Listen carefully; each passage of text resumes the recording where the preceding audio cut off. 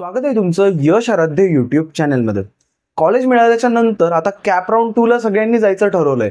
पण भीती मनामध्ये आहेच की दादा मला मिळालेलं कॉलेज राहणार की नाही, ते सेफ आहे की नाही, किंवा काही नाही मिळालं तर मला हे कॉलेज मिळणार की नाही. ते नक्कीच खरं आहे आणि प्रत्येकाच्या मनात खरंच भीती आहे की दादा सेफ राहणार की नाही. कित्येक जणांनी कितीदा तुम्ही वाचलं असेल, सगळं वाचलं असेल, सगळं तुम्ही केलं तरी मनात एक शेवटी शंका राहतेच की अरे मला हे कॉलेज मला मिळालेलं भेटेल की नाही. तर यावरच आपल्याला डिस्कस करायचं आहे. नक्कीच कॉलेज तुमचं सेफ आहे, पण 50% ते डेंजरमध्ये पण आहे. ते का बरं, कसं, मुलं काय चुका करतात ज्याच्यामुळे या सगळ्या गोष्टी होतात, या पूर्ण विषयावर आज आपला व्हिडिओ असणार आहे. आणि या व्हिडिओमध्ये मी पूर्ण सर्व गोष्टी बेटरमेंट रिलेटेड आणि कॅप राऊंड 2 रिलेटेड क्लिअर करणार आहे. सो सगळ्यांनी हा व्हिडिओ महत्त्वाचा घ्यायचा आहे आणि आपल्या हातात मिळवलेली सीट कोणीही वाया जाऊ द्यायची नाहीये. महत्त्वाची अनाउन्समेंट म्हणजे बॅच 2 आपली कोडिंग कोर्सची 19th ला मी लॉन्च करतोय. तुम्हाला माहिती आहे आधीच आपली बॅच 1 फुल झाली होती. बऱ्याचशा मुलांना व्हिडिओ बघताना, मी आता याच्या आधी पण आता जस्ट मी कोडिंगचा व्हिडिओ रेकॉर्ड केला होता आणि आता तो पोस्ट केला ज्याच्यामध्ये स्कॅनएफचं वगैरे मी शिकवलंय. तर प्लीज तुम्ही एकदा बघा की तो व्हिडिओ मी जो पोस्ट केला तो तुम्हाला दिसतोय का. ओके, आपले टोटल आता 90 लेक्चर झालेले, काही मुलांना 5 लेक्चर दिसत आहेत. नवीन चॅप्टरमध्ये मी ते टाकलेलं आहे. चॅप्टर 1 बेसिक जो आहे त्याच्या खाली तुम्ही त्याच्यामध्ये जाऊन बघताय तुम्हाला 5च दिसत आहेत. चॅप्टर 2 मध्ये जा आणि त्याच्यामध्ये तुम्ही चेकआउट करा, तर तिथे तुम्हाला आपल्याला टोटल 9 व्हिडिओज झाले, ते सगळेच्या सगळे तुम्हाला दिसणार आहेत. सो नवीन बॅच 19 मधून चालू होणार आहे. पहिल्यापासून तुमच्यासाठी सगळं असणार आहे. सो आपल्या मुद्द्याकडे येऊया. आपला मेन टॉपिक आजचा काय आहे की दादा खरंच माझी सीट राहील, जाईल, काय होईल समजून घ्या. सगळ्यात पहिले तुमची जी सीट आहे ना ती कुठे जाणार नाहीये कधी, जोपर्यंत दुसरं काही मिळत नाही. कॅप राऊंडचा पहिले बेसिक नियम समजून घ्या, म्हणजे मला काय सांगायचं तुमच्या लक्षात येईल. कॅप राऊंड 1 मध्ये तुम्ही काय ऐकलं तर मोठ्याची मोठी लिस्ट टाका, काही नाही तर खाली इलेक्ट्रिकल टाका, खाली मेकॅनिकल टाका, वर COEP टाका, हे टाका, ते टाका, भरपूर काय काय टाका. आपल्या कट ऑफचे 15-20% वर टाका, आपल्या कट ऑफचे खाली 15-20% टाका. इव्हन माझ्या काउन्सिलिंगच्या बऱ्यापैकी मुलांच्या 200, 250, 300 किती ऑप्शन्स आमच्या लिस्टमध्ये होते. बट आता समजून घेण्यासारखी गोष्ट काय लक्षात घ्या. आता कॅप राऊंड 2 मध्ये जे मिळणार आहे ना ते मोस्टली तुमचं फायनल असणार आहे, लक्षात घ्या. कारण कॅप राऊंड 3 मध्ये फार काही चेंजेस होणं अपेक्षित नसतं. कॅप राऊंड 2 मध्ये जे तुम्हाला मिळेल, जे काही मिळणार आहे ते अपेक्षित असं आहे की ते तुम्हाला म्हणजे फायनल पकडू शकता तुम्ही त्याला, की ते तुम्हाला घ्यावंच लागेल. कारण पुढे अपडेट होण्याचा चान्स खूप कमी असतो, कारण सगळेजण सेटल डाऊन होत असतात. मग आता महत्वाची गोष्ट काय की एखाद्याला एक्झाम्पल मी तुम्हाला सांगतो. DY पाटील CS लागले. ओके, म्हणजे मी हे कॉलेज चांगली का नावं घेत असतो, बऱ्याच मुलं म्हणतात दुसऱ्या कॉलेजची नावं घेत नाहीस, कारण ही नावं सगळ्यांना माहिती आहेत, मग कन्फ्युजन होत नाही. काहीतरी मी नवीनच कॉलेजचं नाव घेतलं ते तुम्ही ऐकलंच नाहीये, मग ते प्रॉब्लेम होतो. त्यामुळे DY पाटील CS समजा तुम्हाला लागलेले. गेल्या वेळेस आपण काय केलं, CS टाकलं, IT टाकलं, AI टाकलं, ENTC टाकलं, खाली इलेक्ट्रिकल मेकॅनिकल सुद्धा टाकलं. आता या वर्षी जर तुम्ही हेच केलं की वर तुम्ही DY पाटीलचं CS तर आहे, त्याच्या लक्षात घ्या तुम्ही आता जो ऑप्शन फॉर्म भरणार आहेत ना, सगळ्या गोष्टी त्याच्या वर जाऊन बसणार आहेत. ओके, ऑप्शन फॉर्मचा अर्थ काय की कॉम्प्युटर वरून असं खाली खाली येत जाईल आणि चेक करेल की बाबा इथली अलॉटमेंट तुम्हाला मिळते, मग त्याच्या खालचा तो बघणार नाही. आता तुम्ही काय केलं, 1000 रुपये भरून तुमची गोष्ट जी आहे ती बाजूला काढून ठेवलेली आहे, ती मला पाहिजेच बाबा म्हणून, काही नाही भेटलं तर. मग आता लक्षात घ्या कॅप राऊंड 2 तुमची डिमांड काय आहे. कॅप राऊंड 2 मध्ये तुम्हाला जे पाहिजे तेच टाका. लक्षात आलं का? जे तुम्हाला जायचंय, जे तुम्हाला पाहिजे, जे तुम्हाला लागणार आहे, जिथे तुम्हाला जायची इच्छा आहे, हे सोडून जायची इच्छा आहे तेच टाका. मुलं काय करतात, त्यांना वाटतं की जसं कॅप राऊंड 1चा भरला तसंच आपण भरत बसूया. मुलं टाकतात CS टाकलंय, आपण इलेक्ट्रिकल पण टाकू, मेकॅनिकल टाकू, पुन्हा एकदा बघू काय मिळतंय आपल्याला. तसं नाहीये, समजून घ्या. हे बघायचं नाहीये पुन्हा एकदा आपल्याला काय मिळतंय. याच्यापेक्षा काय चांगले ऑप्शन्स आहेत, मध्ये 15च असतील, 10च असतील, कोणाच्या केसमध्ये 50 असतील, पण त्याच्यावर ऑप्शन्स नको आहेत. आता तुम्हाला मिनिमाइज करायची आहे तुमची लिस्ट. म्हणजे लक्षात घ्या कॅप राऊंडचा नियम काय असतो की तुम्हाला XYZ एखादं पहिलं इन्स्टिट्यूट मिळालेलं आहे.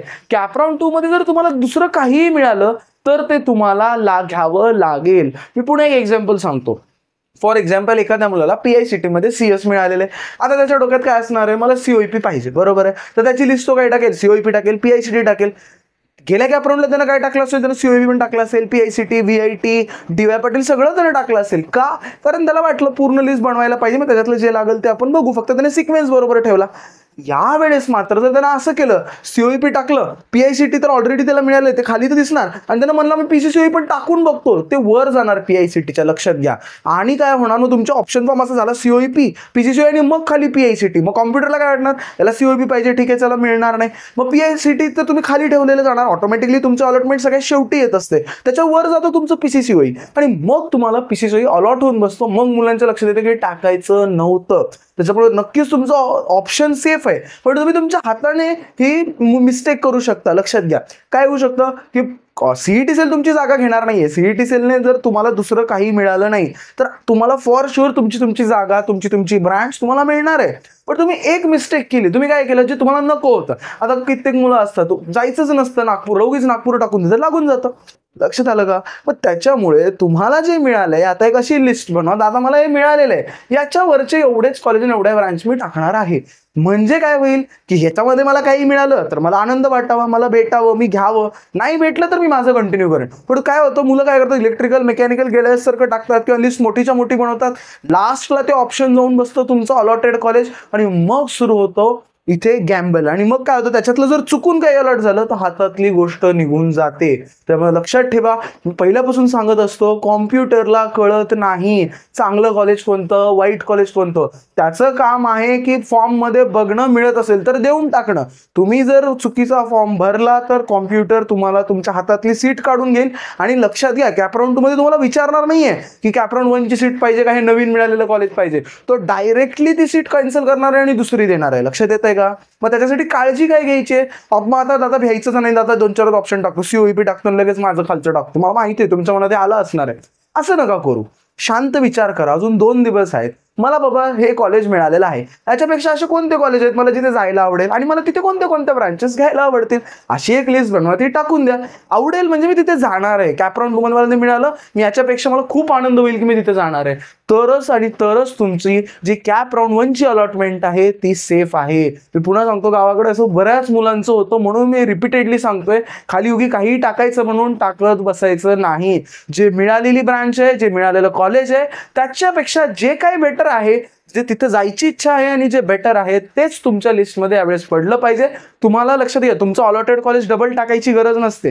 ते तुम्ही थर्ड ऑप्शनमध्ये गेलात की डायरेक्टली खाली दिसतं तुमचं अलॉटेड कॉलेज, पण ते मुलांच्या लक्षात येत नाही. समजा एखाद्याला MIT मिळालेलं, तर तुम्ही काय जे ऑप्शन टाकले लास्टला MIT जाऊन बसेल. मग तुम्ही वर मेकॅनिकल टाकून दिलं, तुम्हाला MIT CS मिळालेलं आहे, मग ते MIT ते मेकॅनिकलसाठी सुद्धा ट्राय करणार. लक्षात आलं का? त्याच्यामुळे जे आपल्याला पाहिजे, जिथे जायचंय, ह्याच्यापेक्षा बेटर आहे, तेच तुम्हाला कॅपराऊंड 2 मध्ये ठेवायचंय. मग दादा सेफ आहे का माझं कॉलेज? सेफ आहे, पण त्याला सेफ ठेवता की नाही ते तुमच्या हातात आहे. लक्षात घ्या, तुम्ही चुकीचा फॉर्म भरला तर मात्र ते सेफ नाहीये. मग कॅपराऊंड 2 ची स्ट्रॅटेजी काय असली पाहिजे, हीच मी जे आता एक्सप्लेन केली की बाळांनो, जे आपल्याला पाहिजे, जिथे आपल्याला जायचंय तेच आपल्या ऑप्शन फॉर्म मध्ये पाहिजे, बाकीचं आपल्याला काही एक नकोय. फर्स्ट राऊंडचा सिनारिओ वेगळा असतो. थंब रूल लक्षात ठेवा, फर्स्ट फॉर्म मध्ये 300 ऑप्शन भरले तरी चालतात. सेकंड फॉर्म मध्ये तुम्हाला कमीत कमी मिनिमम टू मिनिमम ऑप्शन टाकायचे. जे लागू शकतात ते टाका ना. दादा माझा 1% इथं कट ऑफ हुकलाय, माझा 1.5% हुकलाय, माझा 2% वरचं तर काही प्रॉब्लेम नाहीये. पण चुकून खालचं एखादं कॉलेज पडलं तर ते डिरेक्टली अलॉट होईल आणि हे तुमची मिळालेली चांगली सीट हातातली जाणार आहे. आणि तिसरी सगळ्यात महत्त्वाची म्हणजे, जे काय कॉलेज मिळालेलं आहे किंवा जे तुम्हाला एक्सपेक्टेड आहे तिथे जाऊन व्हिजिट करा.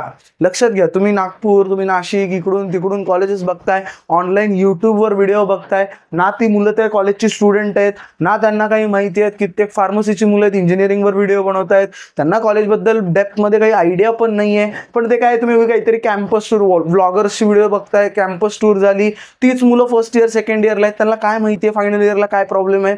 त्याच्यामुळे प्लीज तुम्ही कॉलेजला व्हिजिट करा, तिथल्या मुलांना भेटा, तुम्ही तिथल्या मुलांना बोला, विचारा. मुलं सांगतात की दादा इथे असा प्रॉब्लेम आहे, तिथे राहायची सोय आहे का, खायची सोय आहे का, या गोष्टी आपल्याला माहिती काढावी लागेल. नुसतं कॉलेज मिळालं म्हणून कुठेही जाता येणार आहे का? काही एरियात चांगले असतात, काही नसतात. याही गोष्टींचा विचार करा. तिथे जेवायला भेटतं का, तिथे राहायची सोय आहे का, हॉस्टेल नाही आहे तर बाहेर PGs अवेलेबल आहेत का. त्यासाठी लागल्यास पुण्यामध्ये एक चक्कर मारा, व्हिजिट द्या, मुंबईमध्ये व्हिजिट द्या, कॉलेज बघून या आणि मग कॅपराऊंड 2 मध्ये त्याला प्रेफर करा. एखादं कॉलेज टाकते त्याची पूर्ण माहिती काढा, कारण पुन्हा सांगतो, अलर्ट झालं तर आपल्याला काही करता येणार नाही. मी फॉर शुअर सांगतो, कॅपराऊंड 2चा रिझल्ट आला, तुमच्या माझ्याच युट्यूबचा व्हिडिओ बघा, तुम्ही बघताच रोज, कमेंट सेक्शन बघा, दादा मला मागचं कॉलेज पाहिजे, भेटतं का? भेटणार नाही. त्याच्यामुळं मागचं कॉलेजपेक्षा, आत्ता मिळालेल्या कॉलेजपेक्षा बेटर सगळं टाका. जे काही त्याच्यापेक्षा चांगलं आहे ना ते घ्यायला तुमची इच्छा आहे ना ते टाका, पण चुकीचं काही एक टाकू नका. आय होप प्रत्येकाला ही माझी वॉर्निंग कम व्हिडिओ समजला असेल. मला काय गोष्ट समजून सांगायची आहे ही समजली असेल. मला पुन्हा खूप त्रास होतो म्हणून जेव्हा मी ऐकतो एखाद्याला PICT मिळालेलं असतं, चुकून मग खाली जातो.